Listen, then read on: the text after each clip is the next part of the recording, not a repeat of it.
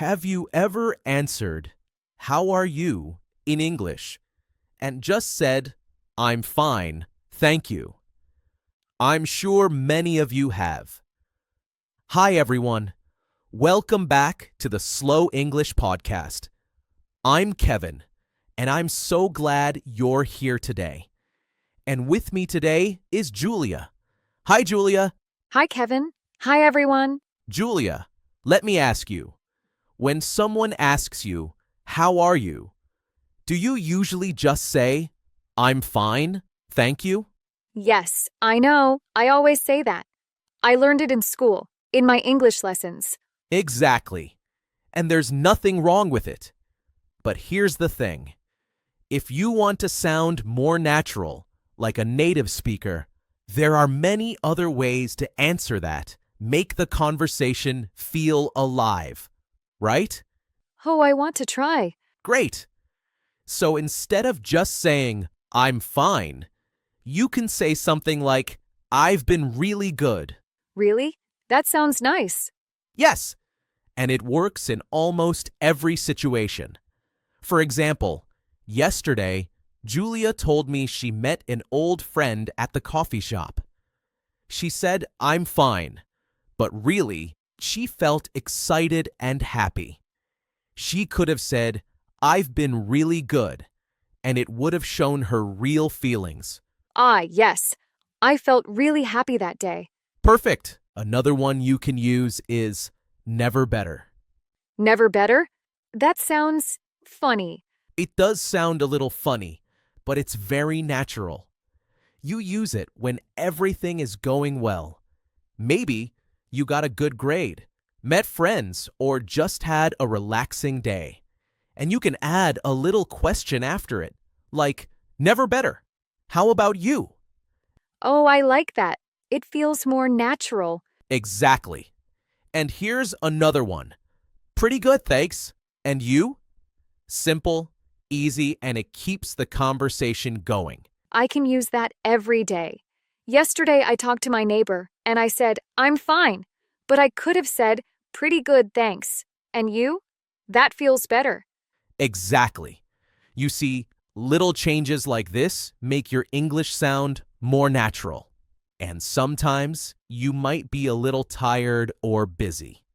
Then you can say, "I've been a bit busy, but okay." That's true. I had a busy week with homework and my part-time job. I could have used that sentence.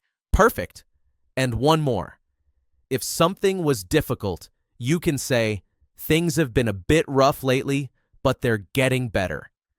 Julia once had a week when her project was really stressful, and she could have said that to explain how she felt. Oh, yes. That week was crazy. I was so stressed. And if you add a simple question after that, like, "How have you been?" it shows you care about the other person too. That's what makes your English feel real. The key is small changes. Just a few new phrases can make your conversations feel natural, relaxed, and alive. You're showing real feelings, and you're inviting the other person to talk. I like that. And I feel more confident now. I know exactly what I can say instead of "I'm fine." That's the goal. And remember, even if you forget a phrase sometimes, it's okay. It's normal. Every time you practice, your brain remembers a little more. Yes, I noticed that. Even using one new phrase a day makes a difference. Exactly.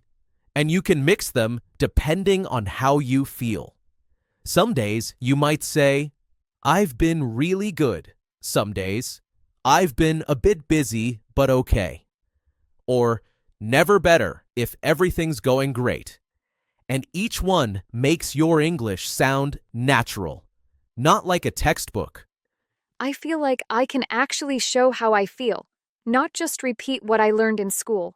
Yes, that's the secret. English is alive. It's about feelings, stories, little moments, not just repeating words. And when you use phrases like this, Your conversations become more interesting. People notice. They feel your energy. I love that. I want to try this with my friends tomorrow. Perfect. And for our listeners, you can start right now. Think about how you feel today. Pick one of these phrases and use it, even if it's with yourself. Look in the mirror and say, I've been really good. How about you? That's fun. Yes, English can be fun, and small steps like this every day make a big difference. Trust me. All right, let's talk about some phrases you can use instead of and you. You know, sometimes we say and you all the time, but it can feel a little short or maybe even a bit boring, right? Yes, I always say and you.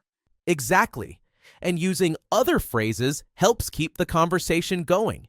It shows you care about what the other person is doing. For example, instead of and you can say, how about yourself? What about you? How's your day going? Oh, I like how's your day going. That sounds more friendly. Yes. And if you want to sound really natural, you can ask about what the person is doing. Like, what have you been up to? What's new with you? How's everything with you? What have you been up to? I can use that with my friends when I haven't seen them in a while. Exactly, Julia. And here's a little trick. You can also connect your question to something you already know. For example, if your friend told you last week they were learning to cook, you can say, oh, I remember you said you were learning to cook. How's that going? Oh, wow. That feels more like a real conversation, not just asking a question. Yes, that's the secret. It shows you are listening and interested. People love that. I want to try that with my friends tomorrow. Great idea. And sometimes you can even make it small and simple. Like if someone says, I've been really busy, you can respond with, oh, really? What are you busy with? Or, that sounds intense. How's everything going? Ah, I see. So it's not just and you, it's more about keeping the conversation alive. Exactly. And you can also say fun little phrases like, anything exciting happening? Got any plans this week? How's life treating you? These are fun. They feel like I'm really talking with someone, not just practicing English. Yes, that's the point. And remember, you can mix and match. Don't use the same question every time. Change it a little depending on the situation. Oh, I get it now. I think I can use these with my classmates too. Perfect. And for our listeners, try picking one of these phrases today. Next time someone asks you, how are you?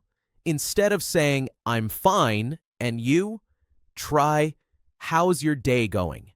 What have you been up to? Or even, anything exciting happening? I'm going to practice all of them. That's the spirit. Little by little, your conversations will feel much more natural. You'll sound like a real English speaker, and it's easier to connect with people.